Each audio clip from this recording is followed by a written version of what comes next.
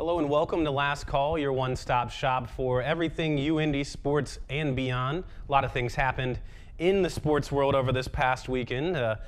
I'm Jay Keefer. If you're wondering where Nathaniel Finch is, we'll get to that a little later. But first, we have an exclusive interview with the rushing king of University of Indianapolis football, Toriano Clinton. Nathaniel, take it away. Hello, everybody. Welcome into Last Call. A bit different setup for the show today. I'm joined with Toriano Clinton, fresh off breaking the rushing all-time record at UIndy. Pretty impressive performance you had. Took 3 touchdowns to get the win against Ohio Dominican. Walk me through, as you broke that all-time rushing mark, now you're number 1 on the list, probably the best running back ever to come through the program. Walk me through the emotions pregame and then as you're kind of working up to that yard number 42. Honestly, I forgot all about the record. Just being honest, I kind of not try to focus so heavy on those because I just don't want it to distract me from what's overall important. While yes, this accomplishment is big to me, it means a lot to me, but overall, you know, the aspect of the team is more important to me. So just being able to get the team victory, that was one. You know, having this on top of that was just another plus. I did remember that I did have about 40-something yards to get there.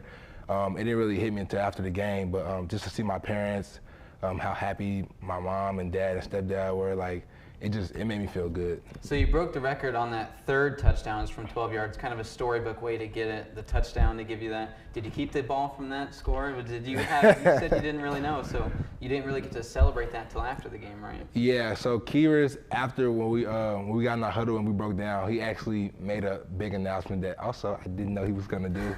But he gave me the game ball, so they're gonna get it all touched up and I'm gonna give it to my parents. So. That's pretty spectacular. How was the celebration like after the game on the bus ride when you got back to Indy? How was it celebrating? My phone has been nonstop. My phone has been nonstop since the game. By me as well. I apologize for blowing that out. No, it's not a problem. I just appreciate it. Like I said in an earlier interview, like this is not just all on me. You know, this is UIndy. This is my coaches, my teammates, my linemen and receivers, because they block like no other. I couldn't ask for a better group to work with.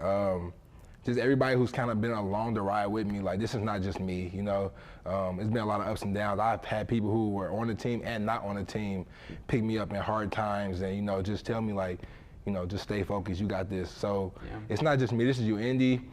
I'm just the one that's taking over the face sport, I guess, you know. Sure. But it goes deeper than just me. It goes deeper than football. It's like literally it's everybody who has helped me along my journey. I love that. It was after, I believe, your 3rd touchdown. We caught you on the sideline going up to the linemen and telling them thank you for blocking the way they did. So it definitely makes sense. That was my boy. I got something they don't know, but like I got something special lined up after the season for those guys. So that's pretty exciting. So you're not the traditional record-breaking running back where you come in from day 1 and you're putting up yards all 4 years. It kind of took you a little bit further. You had Al McKellar, who broke some records of his own, currently number 1 on the all-time rushing touchdown list. How much did he help you? When I first came in as a freshman, I knew about Al. I have this cycle that I've kind of been going through all my life where there's always somebody, you know, ahead at the moment, which is not putting me down. You know, I find myself loving it more now because it gives myself a challenge. When I came in, Al was like a brother to me. Him, T. Lee, Gavin, all those guys, they took me in, showed me the way, showed me the ropes, and I'm grateful for them. I still talk to Al to this day. He was actually just up here. I love Al, everything about him, the way he plays ball. He actually taught me that, yeah, I'm a speed back, but I can also get, you know, I can get in the trenches if I need to, you know. Having him as someone to look up to really was able to push me because I'm a competitor first, you know. We brothers, but I'm gonna compete, you know. I'm not gonna make it easy on you. He definitely didn't make it easy on me, but that's iron sharpening iron, you know what I mean? So I love Al, love his family. We're always close, and we're just gonna keep it pushing. So I know you said that you don't keep track of this as much, but as far as at UIndy all-time rushing touchdowns, you're 1 away from Al's record. You're tied first for total touchdowns.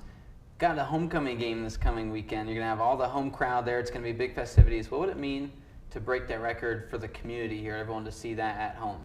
I think for me, I've always considered myself kind of like a shadow player, and it's not to get like emotional, but it just feels good to see all the work that I put in day out actually being surfaced. You know, all my life, like I said, it's always been somebody I've had to beat out or compete with, or it's just somebody who's just as good but older, you know. Like, that's been my life since I was a kid, and it's made me not afraid to compete. It's made me not afraid of competition, and it gives me something to look forward to. But I feel like that's how life should be. It's always going to be somebody better or maybe the same level but older. Someone's always going to have that advantage on you.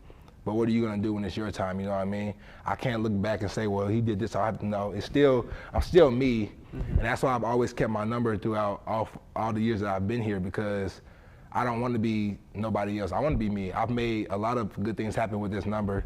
This number is nothing but a blessing to me, so I'm going to rep it until I'm done with it. You know? You can imagine there's not going to be a lot many more Hounds wearing that number once you graduate. Thanks again for joining us. More next.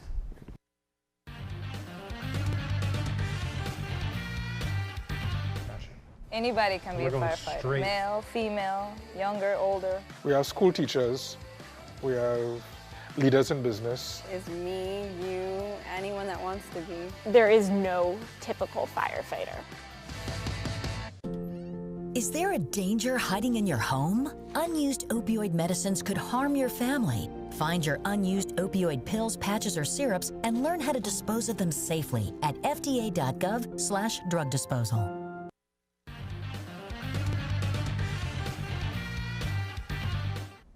Welcome back to Last Call. Big thank you goes to Toriano Clinton for that interview and coming up here to spend some time with us on a busy Monday after the Greyhounds just defeated Ohio Dominican University on the road. I was at that game in Columbus, Ohio. A lot of fun to call. It was a 28-7 lead at one point in the first half after Toriano had 3 of the first 4 touchdowns on the ground, and then things just took off from there. Ohio Dominican ended up coming back and made it a close game. Lost the lead towards the end, the Greyhounds did, and they mounted one of those game-winning drives we've seen twice now from Connor Kennedy. It was a pretty impressive day for the Greyhounds. They got the 44-38 win in Ohio Dominican's territory in Columbus. Yeah, it was a good showing from all the Greyhounds just to be kind of knocked down and get right back up and keep trucking through and going towards the victory. Like you said, we've had it the past 2 weeks in a row, comeback wins, and it's got to be an encouraging sign for Coach Keevers and the squad to know that they can get knocked down and that they can recover and still play quality football and get back into the game. Granted, Coach Keevers was still very upset going into halftime because they had lost that lead. There was a Ohio Dominican who scored at the end of the half into the beginning of the second half that kind of mounted that comeback and made it a close game. Selfishly, I had a lot of fun calling it because it was a very fun game instead of just another blowout that the Greyhounds have been accustomed to doing. But Coach Keevers was very upset into the halftime. Then once he got to the end of the game, he was pretty happy. But more importantly, Toriano Clinton moved ahead to first on the leaderboard all time. As you heard just a few minutes ago in the interview, as the Greyhounds rushing king, he's tied the total touchdown mark of all time, and then he's only a touchdown away from tying that total from the rushing touchdown mark. Yeah, I have a feeling that this weekend against SBU that he'll probably have the touchdown mark in his grasp. He might have 1, 2, 3. We've seen him have as many as 4 touchdowns in one game. I don't mean to be premature and make crazy predictions or whatnot, but 32 attempts for 179 yards and 3 touchdowns for Toriano Clinton. It's just becoming a regular thing for him. It's just another day at the office. Come out and watch that game if you can't, though. It'll be on UIndy TV. We're going to have that coverage on the same YouTube channel, UIndy TV's YouTube. It'll be Saturday night at 6 o'clock, homecoming, and like I said, you might be able to witness history with 2 more records that Clinton could come away with. And it'll be a pretty good game against Southwest Baptist. It'll be a good one for Clinton to break that record on. Last year, you and I went to that Southwest Baptist game, and it was 197 rushing yards in the first quarter to set an NCAA record for Clinton. He very well could repeat that. Yeah, moving on and previewing the SBU matchup, the last time that UIndy saw Southwest Baptist, like you said, we were there. It was a 77-10 Hounds win. I mean, Jeremiah Lee had a kickoff return touchdown and 3 total receiving touchdowns in the game. Clinton, like you said, 198 yards, like just excellent performance. Actually, every running back on the roster in that game scored at least 1 touchdown. So it was a very encouraging showing. And from the defensive side, SBU only had negative 49 rushing yards. Now, they do count sacks as negative yards in the NCAA, but still, negative yards is negative yards. Yeah, it was very impressive from the Greyhounds, and probably going to see a very similar showing, not to be premature like you said, but against a team like SBU, starting GLVC play, the Greyhounds at home in front of this homecoming crowd, going to be a big crowd. Probably going to be a big blowout as well. But it'll be a lot of fun to watch, a lot of offense, and maybe some history from Toriano. Yeah, and SBU's no slouch. They come in at 2-2. They lost to U of West Florida, who is a perennial Division II title contender, and Findlay, who also, I believe they made it all the way to the national championship last year. They lost 41-17 to West Florida, 52-35 to Findlay. They actually are coming off a win, though, against Lake Erie, 52-31 in a convincing fashion. Their quarterback, Cooper Collis, 22 for 28, 306 yards and 5 touchdowns. I mean, that's quite a stat line. And he's one of the best quarterbacks in the conference as well, so it's going to be tough for the Greyhounds defense to hold up. They kind of fell apart, especially on the back end. They allowed the best receiving day by any Ohio Dominican Panther in ODU history, so it'll be tough to make sure that they can kind of control things on the back end. I believe Andrew Wolf had 4 touchdowns. Yeah, maybe can we just read that stat line? 12 Okay. receptions for 278 yards and 4 touchdowns. That's a defensive lapse if I've ever seen one. Yeah. Crazy stat line, Madden stat line. Exactly. So it'll be tough with Cooper Collis and with the talented receivers that Southwest Baptist has. They've got 2-3 guys that they can go deep and feel comfortable with. It'll be tough for the Greyhounds to find something on defense. So I'm sure that both offenses are going to find a way to put up some points on Friday. On Saturday, that is. Yeah, there's a good rushing attack, good passing attack. SBU is no slouch, like we said. Moving on to Division I scores, your Purdue Boilermakers, man, they give me a heart attack every time they go out. It was kind of rough. And you go into the game, Aiden O'Connell, who's went into the game 5th in the nation in passing yards, was out, game time decision with an undisclosed injury. A lot of mystery there, and they just had to roll with the punches, playing against an FAU team that, with a fully healthy roster, you got to imagine they're going and kind of win pretty handily, but they had to run with some backup quarterbacks and still ended up getting the win. The final score there was 28-26, homecoming for Purdue. Yeah, with Aiden O'Connell out, Austin Burton under center. I mean, he had a good performance, 166 yards. It's not too impressive, but 3 touchdowns, 1 interception. I mean, he did what he had to do. Stepping in for Aiden O'Connell, somebody that's capable of busting out, 400, 450 yards a game. It's kind of intimidating, but I think he stepped up in relative.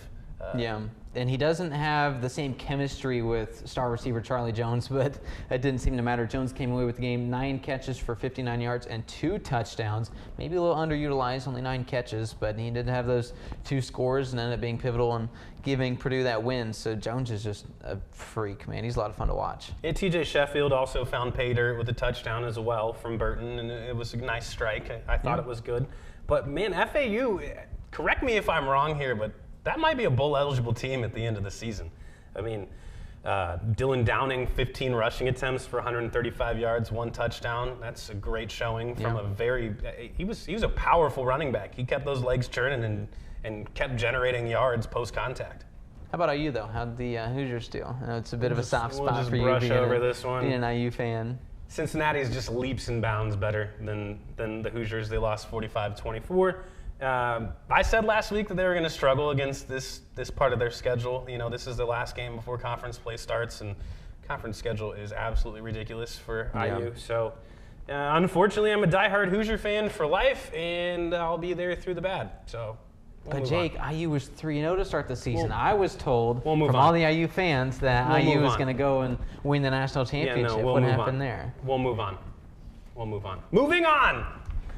Yes, Notre Dame went to UNC, to Chapel Hill, finished 45-32. Good win for the Marcus Freeman-led Irish. Yeah, now starting to get on a bit of a roll here after a slow start as a coach. Yeah, Drew Pine stepping in for the injured Tyler Buckner. We saw him get hurt last week.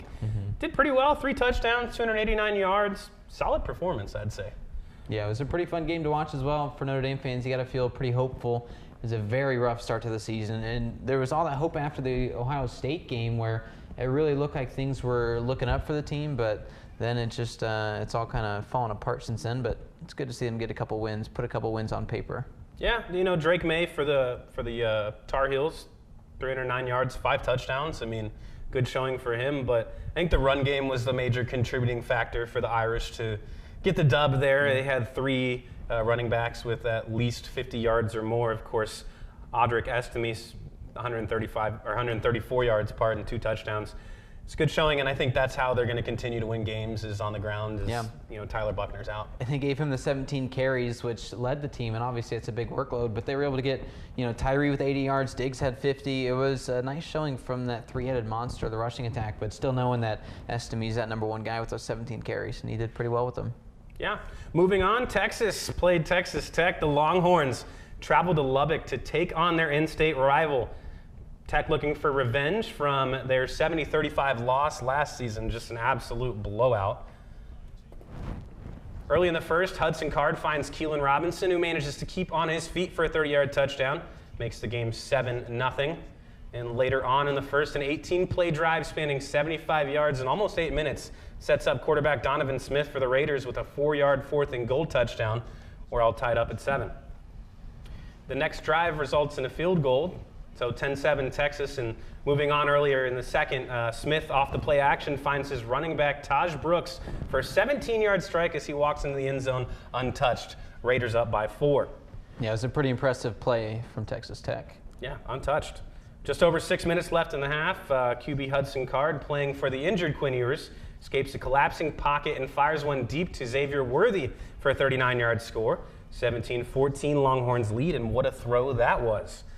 Just 29 seconds to go in the half. Bijan Robinson, he'll find pay dirt to make it a 24-14 game in Lubbock.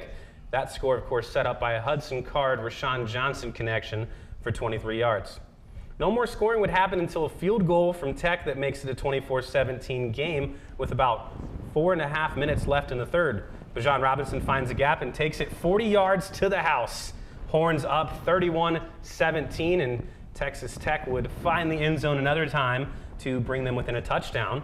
With just under 8 to go in the game, Smith finds Baylor Cupp, no relation to Cooper, for a 19-yard score, and Raider fans go crazy. 31, we're all notched up. Tech forces a punt, which sets them up for a 45-yard field goal attempt to take the lead, and Trey Wolf nails it. What a leg on that young man, as we'll come back to that later. Of course, Texas isn't done yet with 2 seconds remaining in regulation. The 47-yard attempt from Burt Auburn falls through, and that sends the game into overtime. These games are always so close. Now, on the first play of overtime, however, we're going to see a little mishap here as Bijan Robinson fumbles the handoff, and Tech recovers it. They'll march down the field in 5 plays, and it will be capped off by a 20-yard Trey Wolf field goal to win the game. In the red, there you see it right there, as the Red Raiders win. The student section storms the field as they avenge their bad 70-35 loss from last season with a 34-31 win in overtime. What a game for the Texas Tech Red Raiders. Bad blood between these two teams, whether it be football, basketball, lacrosse. I mean, it's always so much fun watching these two games. And you mentioned last year didn't quite go the way Texas Tech hoped to get their revenge here. Not even close. It's just it's a fun rivalry to watch. Absolutely, and as you can see, it obviously means something to these fans if they're storming the field like that. I think they tried to take down a goalpost and it just wouldn't come down. So. Yeah, so moving on around the conference, or around the Division I world, number 25, Miami. Man, they took a bad loss to Middle Tennessee State, Nathaniel. Yeah, it was tough. There were a lot of teams that were ranked pretty high in the nation that didn't quite come away with the win like what people hoped. It was a big underdog weekend in college football, and really this is just another example of that. Yeah, Chase Cunningham from Middle Tennessee State had a great showing, 16 for 25, 408 yards, 3 touchdowns. He did throw 1 pick. One kind of got away from him. It was an honest mistake, I'm assuming. Now, the interesting storyline from this game is Miami benched their starter, Tyler Van Dyke, right before or right after halftime. I can't quite remember. So Jake Garcia stepped in for Van Dyke and did not fare much better. Ultimately, though, defensive miscues led to the lapses, which led to this loss from Miami. So, expect to see Miami not ranked next week, I'd say. Yeah, it was kind of a tough, and of course they're already on the outskirts of the ranking. They're number 25 ranked, so it's not like they are, one of the higher ranked teams here, but it was a pretty ugly game. Middle Tennessee just came out looking a lot better. Let's move on. Let's take a look at some NFL things. Let's start with the Colts. Big win against the Chiefs. Let's watch the highlights here. It was a lot of fun to watch that Colts game, and really Indianapolis came in as the big underdogs, and instead they were able to come out and strike first, as you see here. Within 12.5 minutes to go, In the first quarter, Jelani Woods, he's a third-round pick at tight end. He's one of those big-bodied guys that the Colts love to bring in, and he was able to catch that first touchdown. Colts strike first. Who would have thought? Couldn't score against Jacksonville, but they score first against Kansas City. However, a big drive from Travis Kelce gets him all the way down the field with about 30 seconds left in the first to score that touchdown, and now the Chiefs are on the board. And now the Chiefs are rolling. Colts will kick a field goal. McLaughlin playing pretty well in relief of Blankenship, but here the Chiefs just run one right in the end zone. Pretty simple play. Not much trickery like what we're used to. Clyde Edwards-Helaire had the catch. Here's the two-point conversion, though. Mahomes on the run. And who does he always go for in these situations? Travis Kelce at the goal line. He lost the ball, but they overturned it, decided that this was a successful two-point conversion. You see he reaches across the goal line. Had enough. He had enough hold of the ball, so he had good enough control. Now let's skip ahead to the fourth quarter. 30 seconds left. This is a big-time touchdown from Jelani Woods. 2 catches, 2 touchdowns for the third-round pick, the rookie for the Colts, and he had himself a great day. Now the defense, 5 seconds to go. They have to do something here, and they do. Rodney McLeod, a first-year Colt, came over and made a great interception of Mahomes to seal the deal. Colts win 20-17. It was a great game. Indianapolis were able to come out and come away with a win. So you tie the Texans. You lose to the Jaguars in very embarrassing fashion. But Shutout. You can come in your home opener and play very well against the Chiefs. It was a pretty fun game for Indianapolis fans, and really a great outlook on the season now moving forward for the Colts. Yeah, defense stepped up big time for the Colts, and that's something that we aren't really accustomed to seeing so far in the season. But you know, it was a good showing for Matt Ryan as well. I think he played well given the circumstances, and you know, not having all his receiving core back yet, I guess. Alec Pierce is still out. Correct me if I'm wrong. He came in and was able to play this game and actually had a few nice catches as well. But for the Colts, or rather, the Chiefs have such a high-powered offense. We're used to, since Mahomes came into the league, has been playing very well. The Chiefs have been held under 20 points just 7 times in those few years that he's been the quarterback here. They've won a Super Bowl, been to another in that time. Held under 20 points just 7 times, and the Colts have done that twice to the Chiefs. They seem to have Mahomes' number. Yeah, they're the Achilles heel of the Kansas City Chiefs, I guess. What do you think this bodes for the Colts moving forward now? They're tied for second in the division. They're right there. Of course, it's a pretty poor division, as you can imagine. Second. But what can the Colts use this win to move forward in the rest of the season? I mean, if they play like that every game defensively, they're going to come out with some wins and probably end up winning their division. Now, we've seen a tale of 2 Colts teams in these 3 games this season. If they play like they played against the Jaguars or like they played against the Davis Mills-led Texans, there's no chance for them to win the division. Good news for the Colts, though. They were without Shaq Leonard for the last game and still able to play well in defense. So you got to imagine in the next week, 2, maybe 3 weeks max, hopefully Shaq Leonard can come back and play that big role in the Colts defense that he does. So it should be a pretty good outlook going into the season. Let's switch gears. Let's take a look at my favorite game of the weekend outside of this Colts one. How about the Dolphins and the Bills? Came in 2 undefeated teams, of course, just in week 3, but it looked like it was going to be a fantastic matchup, and we were not disappointed. Things went very well for both teams all the way to the end, even at the end of the half. Tied 14-14 going into halftime. Was a bit of a snafu there with the snap. The Bills were trying to go and get in the field goal range, clock the ball, and kick the field goal to take the lead in the halftime. They were not able to, something that ended up being a theme later in the game. And then we got to more of the second half when the Dolphins, it was towards the end of the game, the Dolphins needed to punt in the back of their own end zone and get good field position for their defense. Instead, went off the butt of one of the up men blocking for the Dolphins back of the end zone. That was a safety. So now the Bills had just down by 1. There was about 2 minutes, maybe a little bit less on the clock for Josh Allen to come through and try to make something. He went all the way down. Isaiah McKenzie had a catch. All you had to do was get out of bounds. That's all you got to do, Jake. Get out of bounds. And instead, he cuts it back upfield, and they couldn't get the spike off in time. So Dolphins ended up winning. But it looked pretty bad, especially after that punt that went off the butt of an own player. Butt fumble, butt punt, I guess. It's going to define their franchise for the next 20 years, I would assume. For sure. Mark Sanchez was definitely celebrating when he saw that one. He had some of the blame deflected off of him, but really it was just a great game and a preview of things to come here for that AFC East. This should be an exciting rest of the season. The Dolphins are legit, my guy. Oh, yeah. I find it interesting that Tua cooled down finally and had an off game, I guess. I mean, no interceptions, 1 touchdown, 186 yards, but the fact that they were able to win without Tua throwing for 450 yards is an encouraging sign to me. Yeah, what was pretty kind of alerting for a lot of Dolphins fans was the fact that Tua was hurt He ended up taking a big shot. He had to go to the locker room, be evaluated for a concussion. Ended up being a lower back injury, but he didn't look very good at all going into the locker room at halftime. Came back out in the second half. He was able to play, finish out the game, and we'll see him on Thursday night against the Bengals in what should be a great game there. Yeah. Chase Edmonds, 2 touchdowns as well. I like him as a streaming option in fantasy leagues. I think he'd probably be a good pickup, but let's switch gears and let's preview the Monday Night Football game, Cowboys versus Giants. You'll hear about that next. Let's go ahead and step aside and take a break when we return Monday Night Football on Last Call.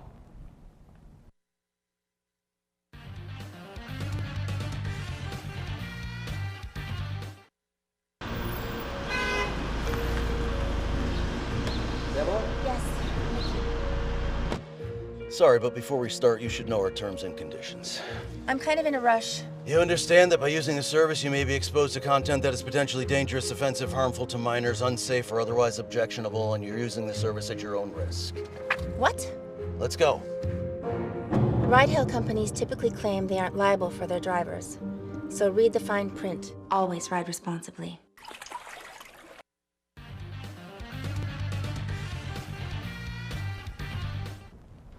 Well, welcome back to Last Call. Jay Keefer alongside Nathaniel Finch.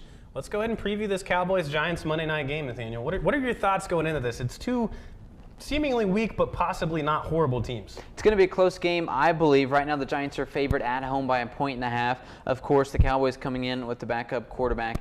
These NFC East games are always so neck and neck, of course. NFC Beast, baby. Aside from the Eagles and Washington game from from yesterday, but these games are always so tight. A rivalry game. It's going to be in New York, which bodes well for the Giants. That's why they're favored by just slightly. I think I like the Giants in this game. Yeah, would you take the spread or would you go money line there? I think because the spread is 1.5 points, like may as well take the juice if you're going Cowboys and get the plus odds. Probably take the spread if you're picking the Giants. Yeah, I think I would agree with that. And for New York, just such a big variable coming into the year, but they're 2-0. They've played very well the first 2 games of the season, and there's no reason to believe that they can't come out and try to put away this Cowboys team. It bodes well, again, that they're at home, so they've got this home crowd. And Cooper Rush while he played well last week, he's no Dak Prescott. He's definitely not Dak Prescott, and they're not asking him to be Dak Prescott. Mm-hmm. They're asking him to step in and manage a game and manage the clock well, make sure his passes are on target and not turn the ball over. And I think he's done a decent job of that. I think he's had like 1 or 2 interceptions in the past couple weeks, but we'll see against the Giants defense that is on the come up, I think, a little bit. Let me ask about this. We've got the Super Boost for tonight on FanDuel. Saquon Barkley and Ezekiel Elliott to combine for 125 rushing yards and 1 total touchdown. How do you feel about that? I personally, not the biggest Ezekiel Elliott fan right now. He hasn't been playing too well. He's struggled. Saquon's a beast. But how do you feel about that? 125 yards combined. I'm taking the juice because it's plus odds. Plus 150. Yeah, plus 150. That's solid. Really, one of them could rush for 125 yards on their own and 1 touchdown, so you really don't have to worry about it. I see Saquon maybe hitting 100 yards, and I see Zeke, 25 yards for Zeke is nothing. It's nothing. Unless Cooper Rush decides to, I don't know, throw 5 picks, 3 pick sixes, and then the game script dominates, and you're probably not going to get many touches for Zeke. Well, even then, it's still Saquon can run for 125 and a touchdown in that situation. Absolutely. Really, I think you've convinced me. I like this one. Plus 150 odds, make a little bit of money. And the fact that Saquon looks healthy. He looks very good. He looks very good right now. For sure. Another pick I really like is Noah Brown, anytime touchdown. I know that name is probably unfamiliar to just about everybody watching. Mm-hmm. But Noah Brown and Cooper Rush were both on the practice squad together in Dallas, and they've had some chemistry built up. I believe Rush found Noah Brown last week for a touchdown. Mm-hmm. It's plus 270 odds. I mean, put $5 on it. I think that's a good return. Yeah, also a couple look here. First, Daniel Jones, his passing line, 197.5 passing yards. I'd take the over there. And a bet that won a lot of people some money last year. Daniel Jones with the over in rushing yards, something that he was very good at last year. Just a sneaky athletic guy. You don't usually see people of his stature, the taller, 6'4"-ish, being as mobile as he is, but he's played pretty well, so I'd take the over in Daniel Jones rushing yards. That's 26.5. My thing about his rush yards is Saquon wasn't healthy last year. That's fair. That's why he was forced to rush. So I'm going to stay away from that one. I can see why you're getting there, though. That's the wrap for the show. It was a pretty good show, Jake, and a lot of fun going through all of not only that record-breaking performance from UIndy, but also Division I college football, and then the NFL slate and previewing Monday Night Football. Give me a pick. Who do you think's going to win tonight? I've got to go Dallas. I don't have any basis on that, but I just like the Cowboys tonight. Give me the Giants. That is all for Last Call. Thank you, and have a good night. Monday Night Football tonight.